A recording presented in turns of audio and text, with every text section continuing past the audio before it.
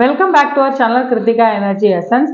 So competitive SGT எக்ஸாமுக்கு நான் இப்போது ஏற்கனவே நம்ம இங்கிலீஷ் தமிழ் பற்றி எப்படி ஒரு சைக்கலாஜிக்கல் அண்ட் மெத்தடாலஜிக்கல் அப்ரோச்சில் எக்ஸாம்ஸ் இருக்கும் அப்படிங்கிறத பற்றி நம்ம பார்த்துருந்தோம். ஸோ இப்போ இதில் பார்த்தீங்க அப்படின்னா competitive SGT frame work based question paper analysis அப்படின்றத நான் சொல்லியிருக்கேன். ஸோ நம்ம கிருத்திகா எனர்ஜி எசன்ஸுங்கிற சேனலில் வந்து UGTRB, PGTRB, TN TET, eligibility test, அதுக்கப்புறம் அப்பாயின்மெண்ட் டெஸ்ட் ரெண்டுக்குமே வந்து கைடன்ஸ் ஸ்டார்ட் பண்ணியிருக்கோம். ஸோ தெரியாத ஃப்ரெண்ட்ஸுக்கு ஷேர் பண்ணுங்க, ஃபாலோ பண்ண சொல்லுங்க. ஸோ யூஸ்ஃபுல்லாக இருக்கும் அப்படிங்கிறதுனால இப்போ அடுத்து பார்த்தோம். இதுக்கு முன்னாடி இந்த டாப்பிக்கை பற்றி நம்ம ப்ரீவியஸ் வீடியோஸ் நிறையா வந்து ஷேர் பண்ணியிருக்கோம். அதில் தமிழ் இங்கிலீஷில் மேக்ஸிமம் தமிழ் பற்றி நிறையாவே போட்டிருந்தேன். ஸோ என்ன மாதிரியான மெத்தடாலஜிக்கல் இருக்கும்னு சொல்லிட்டு இப்போ இதில் இங்கிலீஷில் பார்த்தீங்க அப்படின்னா practical language skills, grammar and usage அப்படின்னு கொடுத்துருக்காங்க. ப்ராக்டிக்கல் லாங்குவேஜ் ஸ்கில்ஸ் அப்படின்னா என்ன? நம்ம லாங்குவேஜ் லிசனிங், ரீடிங், ரைட்டிங்கை எந்தெந்த இடத்துல என்ன மாதிரியான டைப்பில் யூஸ் பண்ண போகிறோம். ஸோ அடுத்து அதுலேயே மெத்தடாலஜி, இங்கிலீஷோட மெத்தடாலஜி அப்படின்னு பார்த்தீங்கன்னா objectives of learning English, oral skills, listening, speaking, methods and approaches of teaching English, teaching vocabulary, teaching of prose, teaching of poetry. So இது எல்லாமே உங்களுக்கு எங்கே இருக்குது அப்படின்னா டிடிஎடோட நம்மளோட புக்கில் இருக்குது. அப்போ டீச்சிங் ஆஃப் ப்ரோஸ், போயட்ரி இதுக்கெலாம் தனித்தனி மெத்தட்ஸ் இருக்குது. அந்த மெத்தட்ஸை நம்ம என்ன மாதிரியான கண்டென்ட்ல யூஸ் பண்ணுறோம். ஸோ இப்போ கொஷின் ஏற்கனவே சொல்லியிருக்கேன். So if you are in a classroom, you have to teach a Shakespeare's poem. How to teach from the following method, which is the best method to teach the poem அப்படின்னு கொடுத்து நமக்கு direct method, bilingual method, grammar translation method, literary usage method, communicative linguistic method இப்படின்னு கொடுத்தா நம்ம கரெக்டாக select பண்ண தெரியணும். So basic content question வர்றதுங்கிறதுக்கு அப்பாற்பட்டு இந்த மாதிரி கொஷின்ஸ் வரும்னு சொல்லியிருந்தோம். ஃபார் எக்ஸாம்பிள் இப்போ பார்த்தீங்க அப்படின்னா இதில் கிராமர் டிரான்ஸ்லேஷன் மெத்தட், அடுத்து பார்த்தீங்கன்னா டைரக்ட் மெத்தட், அடுத்து லிங்குவல் மெத்தட், அடுத்து SOS structure, object structure method, அதுக்கப்புறம் காம்ப்ரிஹென்ஷன் மெத்தட், அப்புறம் கம்யூனிகேட்டிவ் அப்ரோச்சிங் மெத்தட், அடுத்து auditory based learning method. Auditory பேஸ்டுனா நம்ம லாங்குவேஜ் லேப் யூஸ் பண்ணி எப்படி சொல்லி கொடுக்கறது அப்படிங்கிற மெத்தட்ஸு நமக்கு ஏற்கனவே இதுக்கு முன்னாடி வந்து நம்ம படிக்கும்போது எப்படின்னா ஏஎல்எம்ன்ற ஆக்டிவிட்டி பேஸ்டு லேர்னிங்னு இருந்துச்சு. ஆக்டிவிட்டி பேஸ்டு லேர்னிங் இருக்கும்போது மைண்ட் மேப்பு, கான்செப்ட் மேப்பு அதெல்லாம் யூஸ் பண்ணி அந்தந்த கண்டென்ட்டுக்குள்ளே எப்படி கொண்டு போகிறது அப்படின்னு இருக்கும். ஸோ இதெல்லாம் தான் இங்கிலீஷ் டீச்சிங் ஸ்கில்ஸ்ன்னு நான் சொல்லியிருக்கேன். ஸோ இது ஏற்கனவே டிஸ்கஸ் பண்ணது தான். இப்போ இந்த மாதிரியான கொஸ்டின்ஸ் தான் நம்மளோட சேனலை பொறுத்த வரைக்கும் ஓவராலாக கண்டென்ட் புக் வந்து வாட் இஸ் வாட், இதை எழுதினது யாரு, ஷேக்ஸ்பியர் எப்போ பிறந்தாரு, இது வந்து எல்லாருமே படிச்சிட முடியும். பட் மெத்தடாலஜிக்கலாக இந்த கொஸ்டின்ஸை எப்படி கேட்க முடியும், கரண்ட்ல நான் ஒர்க்கில், அதாவது ஒர்க் பேசிஸில் இருக்கிறதுனால அது எப்படி ஹெல்ப்ஃபுல்லாக இருக்கும்னு சொல்ல முடியும். அந்த பாயிண்ட் ஆஃப் வியூவில் தான் நான் டிஸ்கஷன் இருக்கும். ஸோ அடுத்து மேக்ஸ் எடுத்துக்கிட்டீங்க அப்படின்னா கணிதம் கற்பித்தல்ல நமக்கு வந்து கணித வரலாறு, வியத்தகு கணித மேதைகள், எண்கள் அமைப்புகள், அலைவுகளும் அளவிடுதலும், வடிவியல் அப்படின்னு கொடுத்துருக்காங்க. அப்படின்னா அதுக்கு கீழே நமக்கு நம்மளோட டெக்ஸ்ட்ல என்னென்ன புக்ஸ் இருக்குன்றதை கொடுத்துட்டாங்க. கணித வரலாறுன்னு எடுத்துக்கிட்டீங்கன்னு வச்சுக்கோங்க. கொஸ்டின் நமக்கு அதுலேருந்து எப்படி கேட்பாங்க? ஸோ இந்தியர்களில் முதலாவது கணித மேதையாக உலகளவில் அறியப்பட்டவர் யார்? இது வந்து LOT question, lower order question தான்.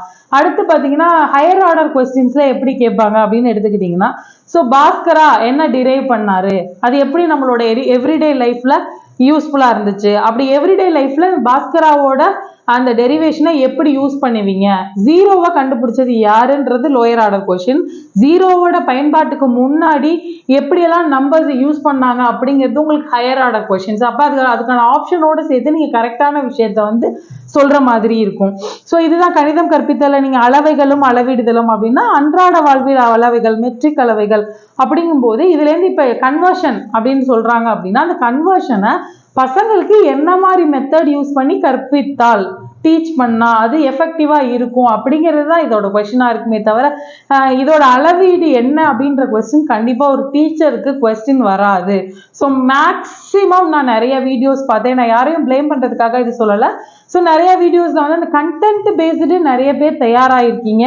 தயாராக இருப்போம். பட் மெத்தடாலஜிக்கல் அண்ட் பெடகாகிக்கல் பேசிஸில் ஸோ இதெல்லாம் நமக்கு தெரியும் எழுதிடுவோம் அப்படின்ற பாயிண்ட்டுக்கு போகாமல் கரெக்டான மெத்தட், ஏன்னா 4 மெத்தட் கொடுத்துருந்தாங்கன்னா கொஸ்டின் பேப்பரில் 4 மெத்தடுமே கரெக்டாக இருக்க மாதிரி தான் இருக்கும்.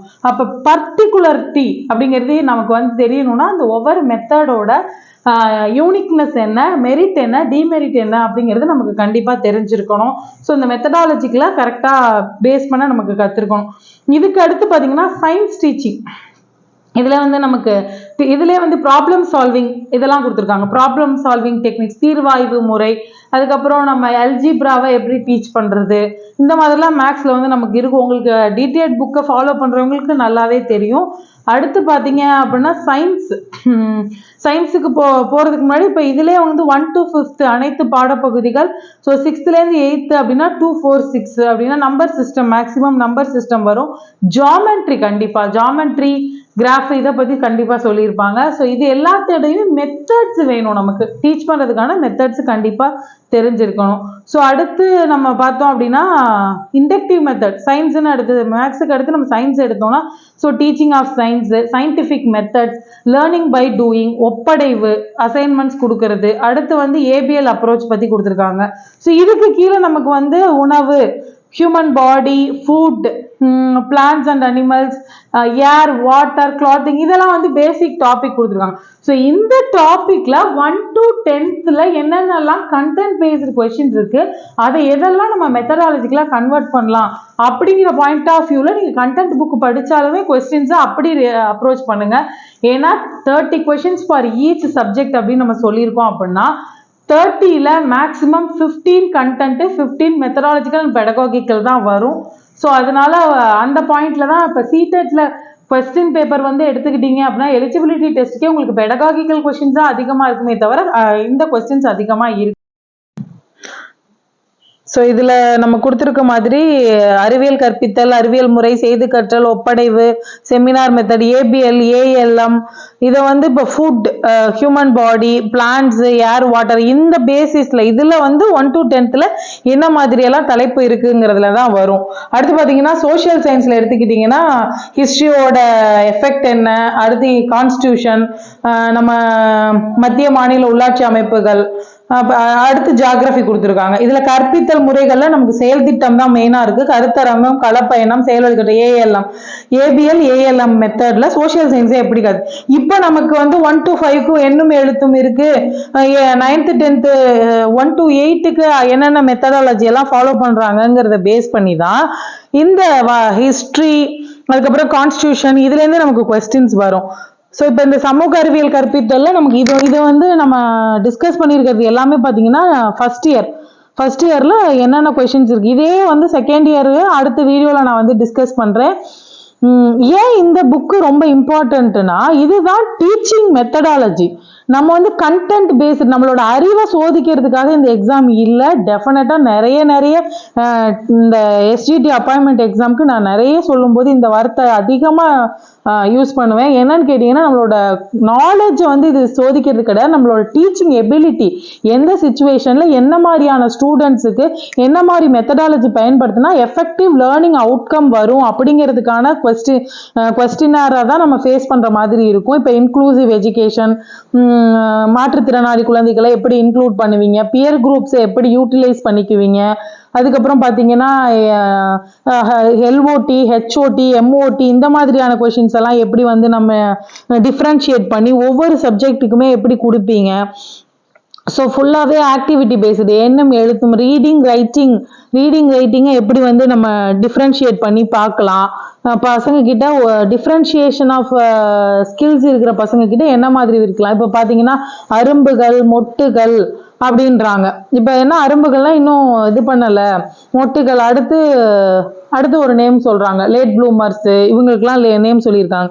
ஸோ இதுல அடுத்து பார்த்தீங்கன்னா இது வந்து பிஎடோட இதுல கற்றல், கற்பிக்கும் தன்மை, கற்றல் இயல்புகள், நடத்தையியல் கோட்பாடுகள், ஸோ நமக்கு cognitive learning theories and teaching theories, அதுக்கப்புறம் பார்த்தீங்கன்னா லேர்னர் சென்டர்ட் டீச்சிங் தான் இப்போ நமக்கு இருக்கு. சைல்டு சென்டர்ட் டீச்சிங்னு சொல்லுவாங்க. ஸோ அதுக்கப்புறம் மல்டி டாஸ்கிங், பலதரப்பட்ட வகுப்பறைகள் கற்பித்தல் அப்படின்னு சொல்லியிருக்காங்க. Multi learning environment, inclusive educations, இதெல்லாமே கொண்டு வரலாம். அதுக்கு ஸ்டூடெண்ட் அண்ட் டீச்சர்ஸ் ரிலேஷன்ஷிப்பு, அதுக்கப்புறம் வந்து டீச்சிங் அண்ட் டீச்சர், இந்த மாதிரியான டாபிக்ஸ்லாம் நம்ம எந்த அளவுக்கு பசங்களுக்கு தெளிவான முறையில் சொல்லிக் கொடுக்க முடியுங்கிறது வந்து மேக்ஸிமம் 10 to 15 கொஸ்டின்ஸு. இப்போ நீங்கள் அது ஸ்டாண்டர்ட் புக்லேருந்து கொஸ்டின் வந்திருக்கா இல்லை உங்களோட டீட்டெயில் புக்லேருந்து வந்திருக்கானே நம்ம ஜட்ஜ் பண்ண முடியாத அளவுக்கு மிக்ஸ் அண்ட் மேட்ச் பண்ணி தான் கொஸ்டின் கேட்பாங்க.